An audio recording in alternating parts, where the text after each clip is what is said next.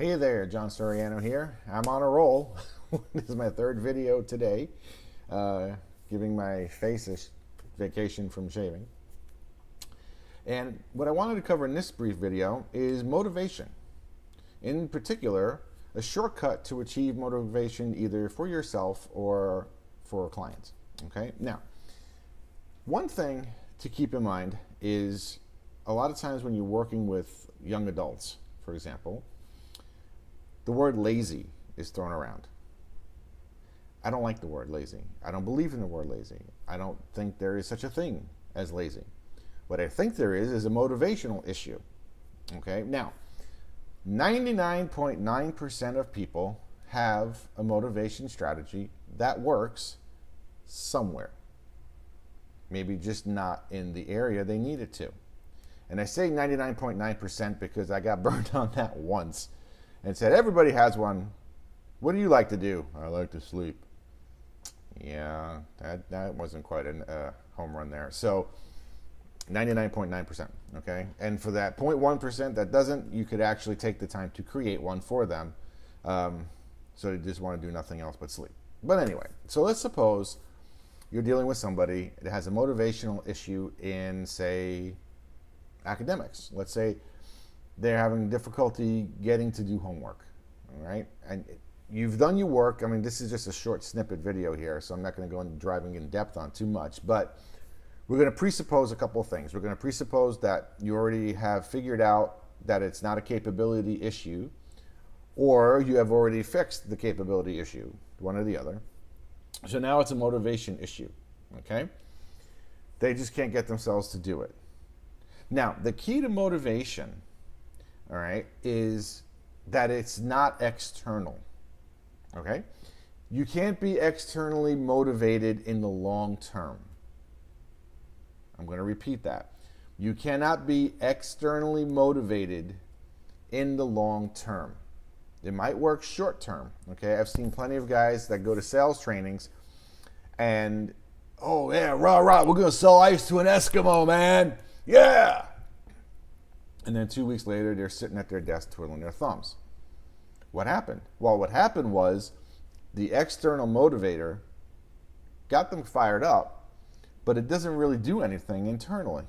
Motivation is an internal process, okay, without getting into NLP meta programs about focus of controls and all that stuff. Let's just keep this simple here.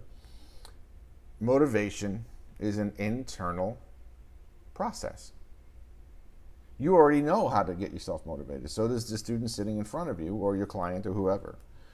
So what motivates them is what you will use to motivate them, okay? Using highly valued criteria is the shortcut to get into their map and to get into their motivational system and then flip it and map it across to wherever they need it. So let's say, for example, and I'll give you a perfect one. I was dealing with a student who was failing across the board, okay? All 7 teachers said the same thing. He sleeps in class. 7 teachers. He sleeps in class, okay? Even mom sitting at this meeting is like, oh yeah, he's pretty lazy. It's like fingernails on a chalkboard. I don't like that, right? But okay. Yeah, he's pretty lazy. He's not really motivated to do anything. Okay, so I look at this kid and he's ready for the lecture to come.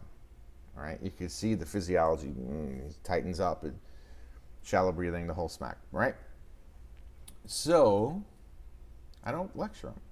Lectures don't do anything. That's an external motivator. I'm not going to bother with that. So I just look at him. I said, well, what do you like to do? He just looks at me. What? I said, what do you like to do? Now, I'm going to assume it's not school related. Break his pattern with a little bit of humor. He chuckles. He goes, yeah, it's not school related. I said, well, what is it? He goes, I like to draw. I said, oh, are you any good at it? Now, all of a sudden, talk about a physiology shift, right? Oh, yeah, you want to see it? Sure, show me. So he grabs his sketchbook out, starts showing me these drawings that he's done. And it really was pretty good. So I looked at him. I said, wow, that's pretty good stuff. He goes, oh, thanks. I said, does anybody have to kind of like, drag you by the ear, kicking and screaming to go and sketch some stuff? He goes, no. Why not? Well, I like to do it. Huh. Well, what do you like about it? What about that? What about the drawing, the activity and everything? What about it is important to you? Why do you like it so much? Thanks for a second. Well, it allows me to express myself. Home run. Okay? Now, usually it takes a few questions to get to that high level of criteria, but he shot the moon and got there in one shot. Oh, so it allows you to express yourself. Oh, yeah. It must be a pretty freeing kind of thing to be able to, oh, yeah. So I said, well, let me ask you a question. What self are you expressing by sleeping in class? That's it. And he just looked at me. Oh, well, not a very good one. I said, well, what could we do about it? How could you work differently and express a better part of yourself in class? How do you think you would get there? Well, I'm not really sure.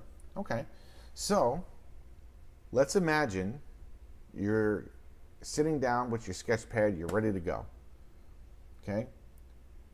And what I did was I brought him into that experience and started fleshing it out so you get the submodalities of what's going on. Is it in color or black and white? Is it large or in front of you? What do you see? What do you hear? What do you feel? Okay, get all of that recipe, and that's what it is. You're now eliciting his motivational recipe. Okay? And then here's the clincher, and it's all so simple. Okay, well, what is the last time, and he's failing all his classes, so I just chose math class because it was there in front of me, but it could have been any class or one class he's having trouble with or whatever it is. Okay, now I want you to imagine walking into class, right? And as you have him imagine a future pace to that, you're going to attach all those submodalities, all that recipe into that moment of going into, say, math class. Okay? You could do it with someone who's an employee who's having a hard time at work. He can't get himself motivated. If you're working with a salesperson, just can't get themselves to make the call. Whatever it is. The recipe and the process is really simple. They already have it. It's like cheating. It's great. You just get theirs that they already have. That's already successful somewhere else. And you map it across to where they're having the motivational challenge. Easy peasy. Now, if you need to, just to put a little special extra sauce on there, you can anchor it. So let's say you're working with a student who's having issue with a math class. They just can't motivate themselves to produce in math for whatever reason. And you figured out it wasn't a capability issue. Boom, you stick them there, you go through there, you map it across, and then you anchor it. You create an anchor. Okay, there's a lot of good stuff on anchoring around there on the internet. Or there's stuff coming up from me as well on NLP trainings. So you could look for that too. But that's what you have to do.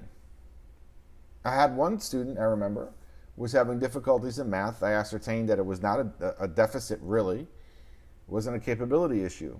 It was a motivation issue. What did he like to do? He liked to play golf. I took everything from the pleasure of golf, mapped it across the math class. Next thing you know, this kid's scoring 80s to 100 on every exam. He's getting all his homework done. Well, was I so great in math? Oh no, and anybody who knows me knows that that's not true. But it was just a really easy fix. You just take what he was doing elsewhere and you map it across. So, you now have in about 10 minutes here, 9:27 is the timer on here, right? You have in about 10 minutes, I have just given you the keys to the kingdom on motivating yourself and somebody else. Okay, so think about that, play with that. If you have any questions, pop a question on a comment here. I'll be happy to help you out. Until next time, take care.